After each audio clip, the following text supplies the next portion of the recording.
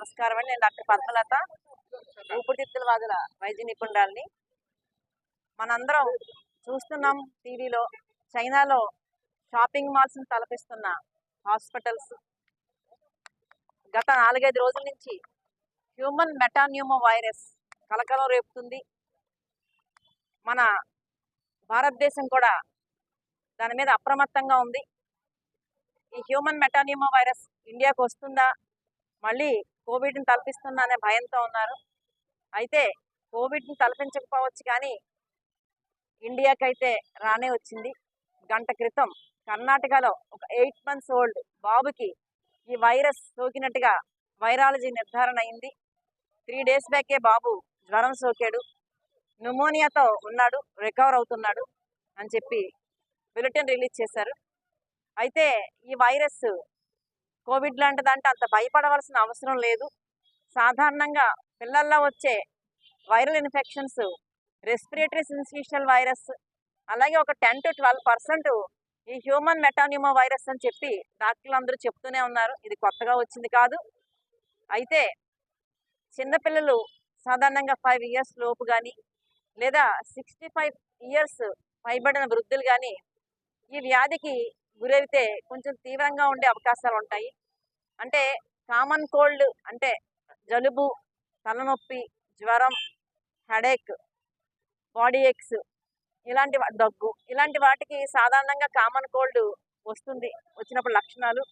అయితే నేను చెప్పిన ఈ కేటగిరీ చిన్నపిల్లలు కానీ, వయసు పైబడిన గారు కానీ, అలాగే ఇమ్యూనిటీ వ్యాధి నిరోధక శక్తి తగ్గిన వారు, అంటే షుగర్ వ్యాధితో బాధపడేవారు కానీ, కిడ్నీ వ్యాధితో బాధపడేవారు కానీ, ఊబకాయం ఉన్నవారు కానీ, అలాగే ప్రెగ్నెంట్ లేడీస్ కానీ, అలాగే కొన్ని కారణాలకి స్టెరాయిడ్స్ తప్పనిసరి, మన అవయవ మార్పిడి చేసినప్పుడు స్టెరాయిడ్స్ పెడతారు వారు కానీ, ఆస్తమా ఉన్నవారు కానీ, COPD community chronic obstructive pulmonary disease అని ఉంటుంది, స్మోకింగ్ చేసే వారిలో వస్తుంది, వారు కానీ, ఇలాంటి వారందరూ కూడా ఈ కామన్ కోల్డ్ దాటి న్యూమోనియాతో ఎఫెక్ట్ అయ్యే అవకాశం ఉంటుంది ఈ వైరస్ వల్ల.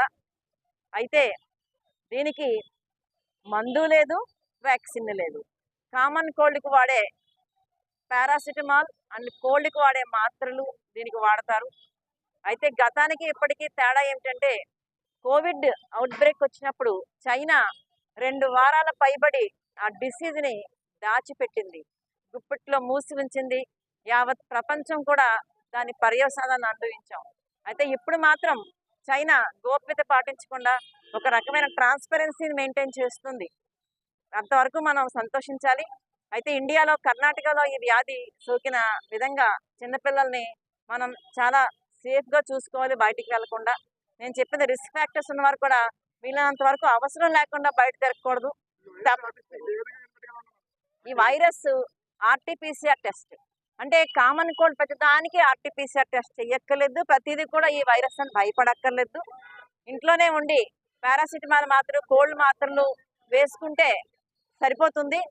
అది ఎక్కువైపోయి జ్వరం 101, 102 అలా వచ్చేసి ఉన్నప్పుడు ఖచ్చితంగా స్పెషలిస్ట్ దగ్గరికి వెళ్ళడం జరగాలి. అదేవిధంగా ఈ వ్యాధి మనకి రాకుండా ఉండాలి అంటే మాస్క్ తప్పనిసరిగా ధరించాలి.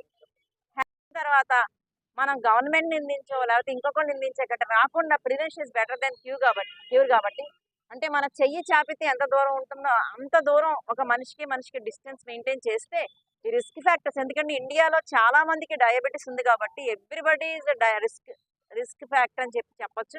వీళ్ళందరూ కూడా అవాయిడ్ చేయొచ్చు. అలాగే అందరం కూడా సుఖంగా ఉండాలి, అందరికీ కూడా ఏ రకమైన ఇది రాకూడదని చెప్పి కోరుకుంటూ సర్వేజన సుఖినో భవంతు.